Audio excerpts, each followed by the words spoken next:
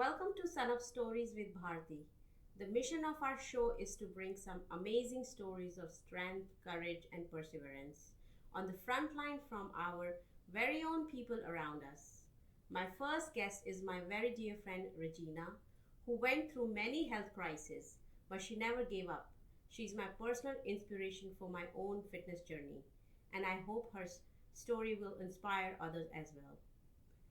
Hi, Regina. How are you? I am good. I'm so happy that you're here, Yeah. and I'm excited to have you as my first guest. So I know you personally, but I know my audience doesn't know you, Mm-hmm. and there's so much to learn from you. And I have a few questions for you to Sure. ask. Yeah. So my first question is for you: is what is your favorite childhood memory, and with whom, and how did it shape your personality while growing up? Okay. I know growing up in India, again, you are, you know, exposed by so many people and inspired by so many people. So my dad is an army officer. Mm. He retired a few years ago. And so living in the army cantonment, you were always like with people. You always like I always felt that, they sacrifice so much for the country, the family sacrifices too. So we moved around a lot. So that always affected me. So few years you would be in one city, and then 3 years later you're moving again. And when my dad had a field posting, then I would move back to my grandmother's, where my grandmother lived, because we couldn't live with him. So I got used to moving around a lot. So that was one, like, so again it helps you become flexible. um, the other person who really inspired me was my mother. Again, being an army officer's wife, getting married early in those days. She didn't finish her education, but she made sure that education was important. And every time we would come back to my grandmother's house, she would finish 1 year. So this way she finished her BA, and then she finished her BEd. And then because of that, whenever my dad was posted somewhere and she could work, she worked as a teacher. So I, again, the flexibility and then the fact that education is really important, even for girls. Those, my parents really, and the experiences that I had staying in the army, as well as, being with my mom and seeing that she was studying even with kids, those things really made an impression in me. Yeah, that's amazing.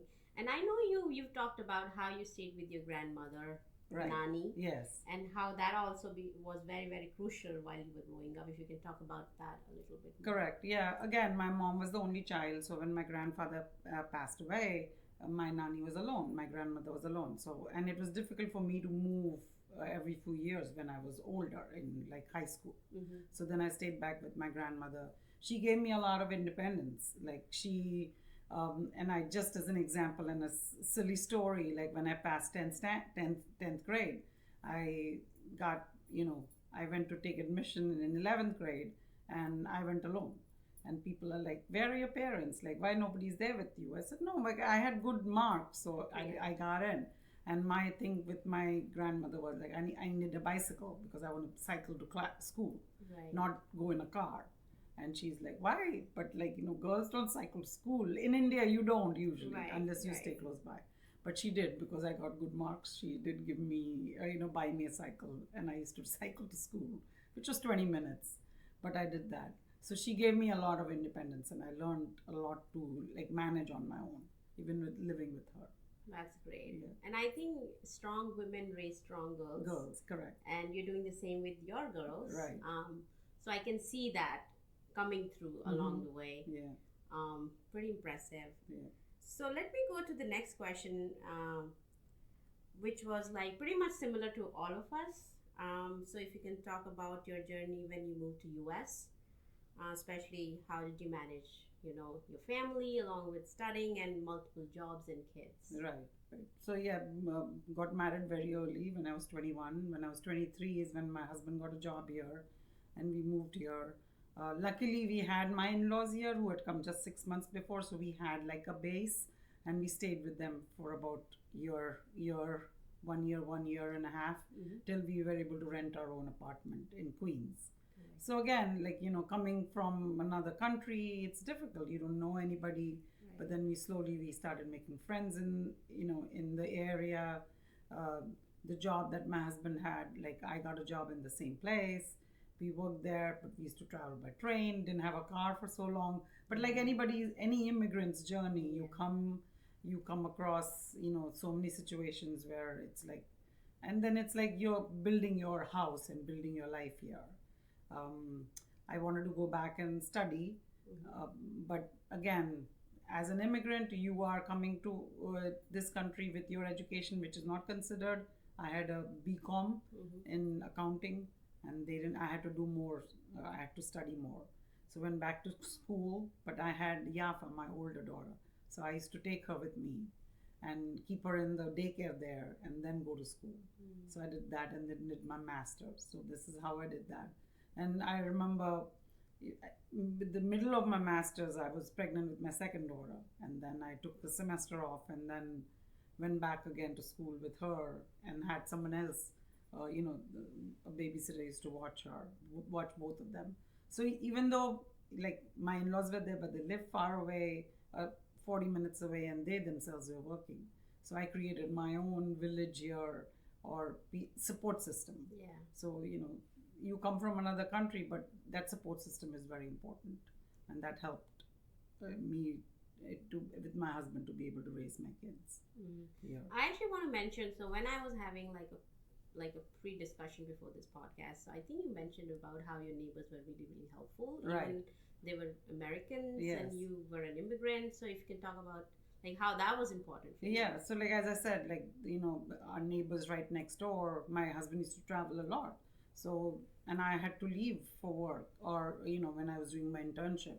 So I used to drop both my daughters to their house at 6:30 in the morning. Right. And then they would feed them breakfast. They would take one to school, one to daycare, and and there were days when after my internship I would go to school, Right. and I would not pick them up till 9:30 in the night. Wow. So like they would, and then the babysitter that was there watching my girls, like Aviva started going to the babysitter when she was 3 months old. So they used to watch, feed them, and then I used to go pick them up at 9:30 at night. Wow. But so they were really helpful. Yeah, they People become around. your second family. Second family, Yeah, yes. it's so important. Right. And also how you were juggling between jobs also. Like Yeah. you used to work far away, right? Yeah, Initially? yeah. My initial job when I graduated and became a school psychologist, I couldn't find a job in Long Island. Right. I found it in White Plains, Wow. which was about hour and a half, or with traffic 2 hours, 3 hours, depends. And so I remember doing that. And the girls, sometimes when they felt sick or something, and then I couldn't get back in time, so I had friends or I had somebody else around. And even my neighbor's mother, who used to watch her children, would watch my children for me. So how long you were working in Port Washington? No, Plains, in or- White Plains yeah. for 9 years. 9 years. Yeah. And then you Then I landed got a at job in Hicksville, yes. But for those 9 years when my girls were younger, I was Right. away. Yeah. But when they were older, it was different. Like, Yeah. but still, we managed. Wow. That's pretty incredible. Right. So moving to my next question is very important one actually, and I think that's pretty much a lesson or a theme of this podcast is about your health journey and how did you survive this tough time and your love for fitness post that, if you can elaborate on that. So we were always like members of gyms, but we were never serious. Right. And then suddenly something happens and it like shakes you up. Right. So in 2014, I was diagnosed with breast cancer. I had surgeries. Luckily, I didn't have to go through chemotherapy or radiation. But after I recovered, I was like, I have to do something about, like, not like you question that why did you get that? Yeah, And that was actually my first question. Like, Right. when did you find out? How did you react it to like that you news? yeah, like I was told by my doctor, I have good news and bad news. Right. The good news is no, the bad news is that you have cancer, but the good news is it's stage 0. Right. Like you found it out much earlier. Right. So you just need surgery. Right. But even that, it's like a difficult decision Of course. to do. And I just went by what my doctor said, and we went through surgery. And I have to tell you, I was working, and I was out for 6 weeks. Right. And those 6 weeks, I didn't have to cook anything in the house because I had people from work who would send food every day. Yeah. Like I even whether it was through restaurants or like anything, but there was like food at my doorstep every day for those 6 weeks, and sometimes we had so much food that we were sharing it with our neighbors. But that was the love and the support that I got from the community, from school. Like there was people around me all the time. And then that just one day I was just sitting and I saw something about TFW, where it's called Training for Warriors program, and I went in and they you go in with a promotion. I did it and enjoyed it. I never thought that's like post recovery, right? Post recovery. But as I said, I was always into going into the gym, but never took it that seriously. Right. But then TFW introduced me into like heavy lifting and like and weights and like increasing and pushing myself to do that. Right. And that it became a habit. And fitness, once you start realizing that you have to take care of yourself. Right. As they say on the planes, that put the mask for yourself and then others. Right. So if you don't take care of yourself, how will you take care of your family? Right. So that really got me into fitness. Right. Okay. And I've kept it up since I've had hiccups in the middle, like I've had other surgeries, right. Or injuries. Yeah. I'm just recovering from another injury, right. But I know that I'll get back to it. Right. And before I move further on this particular journey, so you were checking with the doctor, like you would have regular health checkups? Yes. Because that's what many people don't realize. Yeah. They don't do that regularly, and that's how you found out that you had. Yeah. Yeah, like so every time I would go to my OBGYN, he would be like, you're 40, you should go for a mammogram. Right. And it was my first ever mammogram. But I had no symptoms, I had nothing. Nothing. Yeah. And I know so many of my female friends, actually, they ignore this. Ignore it, and yes. they always put that on the back burner. And they don't realize it, how important it is to have it, regularly checked out. Yeah.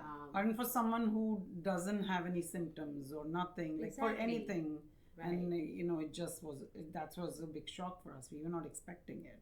Wow.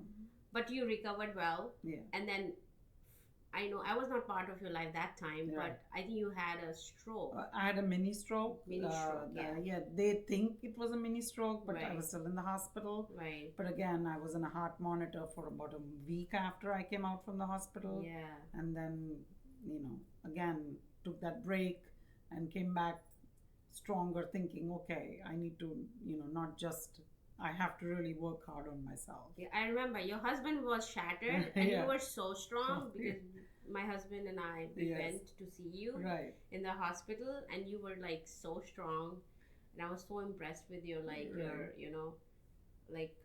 your mental strength to cope up with that. A lot of it has to be mental, because if you don't push yourself, nobody will push you. Right. So, sometimes my husband does tell me that going to the gym, you push yourself too much. Right. Why do you need to do that? But but I enjoy it. And so, it keeps you healthy and fit, right? Right. So post that, you had another episode. Yes. So that was how long? About 2 years ago, again, because of my cancer diagnosis, when they told me that I could have some cancer in my uterus, their option was, or suggestion was, just do a full hysterectomy. Right. Again, that's a big surgery again. Right. And so then I decided to go for it. Luckily, nothing came out of it. Everything was benign. So again, that's a surgery again. Then I have to, recover. Yeah. But I had to step back from lifting heavy weights. Right. Because it affects your back, it affects your this thing. So I switched from TFW to F45, which has strength training, but it's not such heavy. I can lift heavy if I want to, but it's not like I'm lifting heavy every day. Right. But I think it's a good mix of strength training and cardio. Right. So I've been doing that now nearly 2 years, a year and a half. Yeah, she inspired me actually. Yeah, right. I will be like finishing 1 year very soon in F45, and I love it. And Regina is my inspiration. Yeah, you really pushed me there, and I really thoroughly enjoy that. Correct. So you recovered well and everything went fine, and then Yeah. I think you have another surgery after that. Yeah, I did just a minor, one of the implants which I had for my breast implant was Right. recalled. I didn't know that happens. Right. So they're like, oh, that can lead to cancer. Right. So we need to replace it. And they replaced it, and I was out for maybe 2, 3 weeks, 6 weeks again. So Right. and then again I came back after that. Right. And then I recently, 4 weeks ago, tore my calf muscle. I was with you that time. Yes, you were with me on that time, and it was really bad. Yeah. I was limping for a long time, but I've been going to physical therapy, so hopefully I'll come back from Guys, that. she's still recovering and she's still here to Yeah, do this that's right. podcast. That's incredible and Right, amazing. right. So I think even though you had so many hurdles along the way, I think being fit and being conscious about your health Right. actually helped you, Right. and you're better taking off Yeah. in the future In also. future, your yeah. health. Yeah. So it is so important for all of us to be so. Right. Take our health as the first priority. Yeah, I think this that's is what right. you learn out of Yeah. it, Yeah. and especially after you hit 40, it's even more important. More important. Right. Yeah. Yeah. So Yeah, That's it's amazing. like, as I said, like there are very few people, like when you question yourself, are you pushing yourself too much, Yeah. or are you doing, and there are very few people who do that. There are very few of us who are like, go to the gym, who take care of ourselves. right. If you think about it, like I want to do this competition called the High Rocks, and Right. for my age, there are not that many people who are Right. doing that. Right. Again, because you're fit, then you recover faster also, Yeah. compared to if you were not. Yeah, and especially I think Indian women, Right. they're not really aware of the strength So, training, right? and I see many American who were born here, Yeah. and they put that effort, and I Effort. see the strength in them, and Right. they're so strong. Right. Our Indian women actually fall behind very fast, Fast, because they're not yeah. building the strength, Yeah, and correct. it is so important Yeah, to that- get educated in that Mhm, area. mhm. So, Muscle building. Muscle is really building is so important. Yeah. True. Yeah. So yeah, I think this is like a big part of your overall story, I would say. Yeah. Being healthy Being and healthy coping and up yeah, with the yeah, correct. all Like there's those a lot of bumps in the bumps, road. yeah. But again, as everybody says, as long as you come out stronger, Right. that's important. That's true. So I think my last question is for you. What inspires you most currently, and any message for our friends who might be going through or has gone through the similar struggles? Right. And again, I think I try to surround myself with people who are upbeat, who are positive. Um, that keeps me going. My friends keep me going. My family keeps me going. Just my message to your listeners and to people is like, prioritize yourself. Yeah. Nobody knows is going to push you. There are a lot of people who will pull you down, who will say, why are you doing this? No, not just fitness, in anything that you do. Yeah. If it's your dream, you have to take the first step, because nothing will change till you don't change it. So that change is very important. And Right. again, as I said, if it's your dream, if it's your passion, follow it, do it, Yeah. because nobody else will do it for you. That's true. Yeah. Yeah, if you're thinking of something you want to do, you've been always like dreaming of something Correct. that you want to start, I would say start now. It's never too late. Never too late. Never right? too late. Yes. Well, thank you so much, Regina. Thank And you. I actually want to end this podcast with this beautiful quotation that I have by Dr. Uchdori. It's your reaction to adversity, not adversity itself, that determines how your life story will develop. And Regina is a true example of that. Thank you so much. Thank you so Yeah, much. Thank you so much for having me. It was lovely to have you Yes. Thank in you. the podcast. Yeah.